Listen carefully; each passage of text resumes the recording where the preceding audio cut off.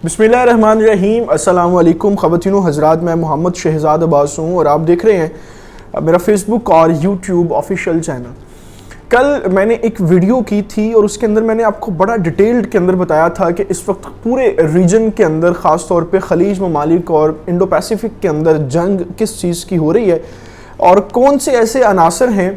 जिन अनासर की वजह से ईरान के ऊपर मुख्तलिफ ममालिक हमला करने की कोशिश कर रहे हैं और बाकायदा तौर पे डेट्स दे चुके हैं।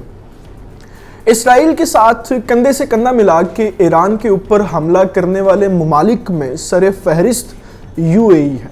आप ये नाम सुन के जितना चौंकेंगे ये बताते हुए मैं भी इतना ही चौंक रहा हूँ। और उसके बाद अमेरिका है, फ्रांस है और चौथा मुल्क जो है वो सऊदी अरेबिया है।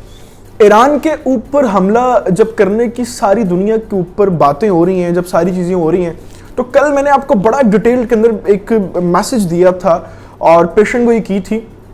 आज वो पेशन गोई जो है वो सच साबित हुई है। मैंने आपसे कहा था कि इस पूरे खित्ते के अंदर अगर ईरान को इस वक्त कोई मुल्क सपोर्ट कर रहा है और वाक़तन कोई मुल्क अगर चाहता है कि ईरान के ऊपर हमला ना हो और जितने ममालिक हैं उनको भी जवाब दे रहा है कोई मुल्क, तो वो पाकिस्तान है। और पाकिस्तान का इसमें खालिस्तान मफाद सिर्फ ये है कि ईरान हमारा मुस्लिम भाई है और हम जो हैं वो बर्दाश्त नहीं कर सकते बतौर एटमी पावर एक मुस्लिम कंट्री, हम ये बर्दाश्त नहीं कर सकते कि हमारे किसी मुसलमान भाई के ऊपर यहूदी काफिर जो हैं वो हमला करें। और इसी कोशिशों को लेके पाकिस्तान ने ईरान के साथ मुख्तलिफ मामलात भी अपने जो हैं वो कर रखे थे। मगर एक चीज़ जो कल मैंने जिसकी पेशन गोई की थी वो ये थी कि अब बड़े सारे ऐसे मामलात होंगे, बड़ी सारी ऐसी चीज़ें होंगी कि पाकिस्तान और ईरान के इत्तेहाद को तोड़ने की कोशिश की जाएगी और ये तासुर देने का जो है ना वो इंदिया बनाया जाएगा, इशारा बनाया जाएगा कि पाकिस्तान जो है वो किसी ना किसी तरीके से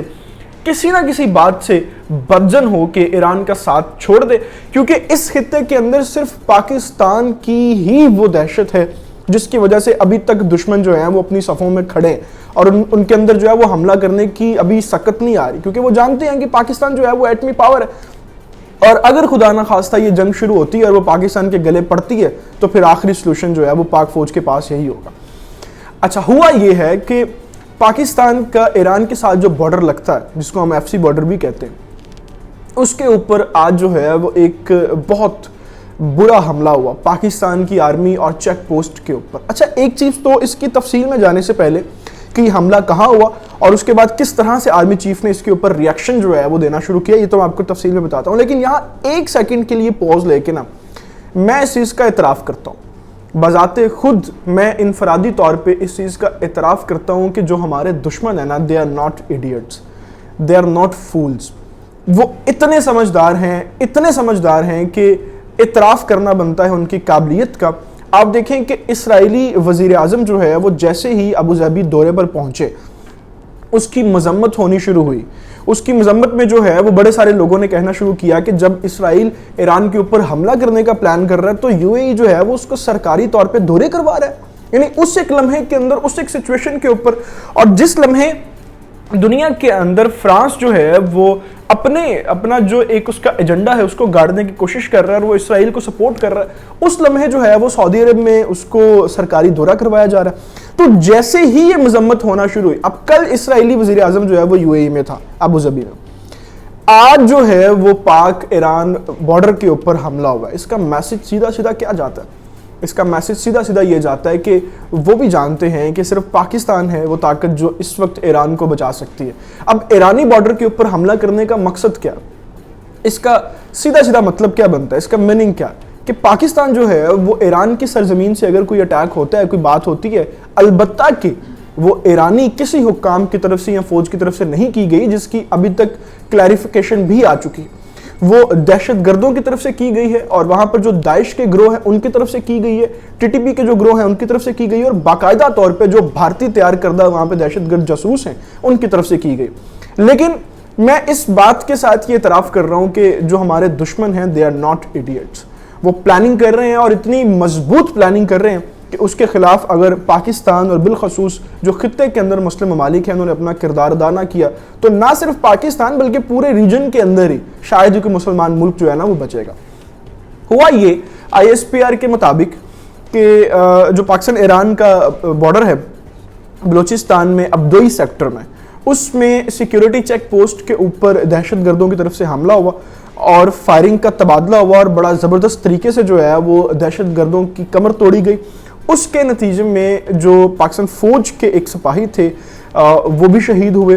اور ظہیر احمد ان کا نام ہے، اور ان کی جرأت مندی کو میں سلام پیش کرتا ہوں۔ اور بلکہ اس طرح کے تمام وہ سپاہی ہمارے جو سر فہرست کھڑے ہو کے سرحدوں کے اوپر اپنی جان کا نذرانہ پیش کر کے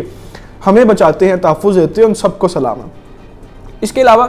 آئی ایس پی آر کی طرف سے یہ بھی کہا گیا ہے، جو کل ہم نے ویڈیو میں جو کہا تھا وہ بھی ایک اشارہ آئی ایس پی آر کی طرف سے دیا گیا ہے کہ دشمن عناصر کی جو اس وقت پلاننگ ہے وہ صرف اور صرف پاکستان، ایران، بلوچستان امن استحکام جو ہے اس کو خراب کرنے اور ترقی جو کرنے والے وہاں پہ پروجیکٹس ہیں اس کو متاثر کرنے کے لیے یہ کام کیا جا رہا ہے۔ اب دیکھیں، ایک تو پاکستان ایران کا معاملہ ہے نا، کہ ایران کے ساتھ جو اتحاد ہے اس کو خراب کرنے کے لیے معاملہ، دوسرا بلوچستان کے اندر ہی اس وقت جو گوادر کا سین ہے وہ بھی اب تھوڑا سا اس کو ذہن میں رکھیں اور اس کو بھی جو ہے وہ آپ پالیٹکس کا حصہ سمجھیں۔ ہم نے آپ کو کل صبح ایک ویڈیو ریکارڈ دی تھی کہ بلوچستان کے اندر اس وقت جو گوادر کے ایشوز ہیں وہ بھی کریٹ کیے جا رہے ہیں جان بوجھ کے، البتہ کہ وہاں پہ معصوم لوگ موجود ہیں۔ یہ میں اس چیز کا آپ کو بتا دوں دیکھنے سننے والوں کو کہ وہاں پہ جو لوگ احتجاج کر رہے ہیں، وہاں پہ لوگ جو موجود ہیں، جو اپنی ضروریات اور اپنے وہاں پہ مسائل لے کر آئے ہیں، وہ معصوم لوگ ہیں، لیکن ان معصوم لوگوں کو یہ اندازہ نہیں ہے کہ چند ایک لوگ عناصر ان کو استعمال کر رہے ہیں پاکستان ریاست کے خلاف، اور وہ استعمال ہو رہے ہیں۔ اب یہ ساری صورتحال جیسے ہی بنتی ہے تو اگر ہم جیسے انٹرنیشنل ریلیشنز کے جو جرنلسٹ ہیں ان کو یہ سمجھ آ رہی ہے، تو آپ سمجھتے ہیں کہ پاکستان فوج کے جو چیف ہیں اور جو تھنک ٹینکس ہیں پاکستان کے، ان کو یہ بات سمجھ نہیں آتی ہوگی، ان کو ہم سے زیادہ بات سمجھ آتی ہوگی۔ اور یہی وہ وجہ ہے جس صورتحال کو بھانپتے ہوئے پاکستان آرمی کے جو چیف ہیں انہوں نے اس وقت قمر جاوید باجوہ صاحب نے کور ہیڈ کوارٹرز جو ہے کراچی اس کا دورہ بھی کیا اور اجلاس بھی طلب کیا،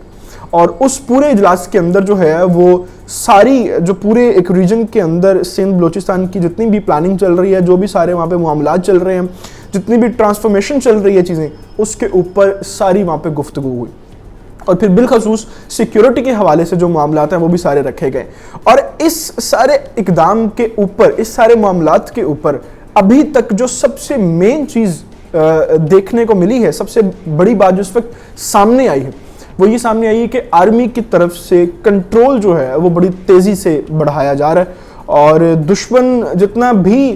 ہم اعتراف بھی کر رہے ہیں لیکن جتنا بھی وہ قابل اعتراف ہو، پھر بھی پاکستان آرمی جو ہے وہ سے 2 قدم آگے ہی سوچتی ہے، اور مارخور جب وار کرتا ہے تو وہ بڑی پلاننگ کے ساتھ وار کرتا ہے، اور انشاءاللہ نہ پاکستان ایران کا اتحاد خراب ہو سکے گا، نہ پاکستان کے اندر پاکستان کی سالمیت کو یہ نقصان پہنچا سکیں گے۔ انشاءاللہ ہم ان کی چالوں کو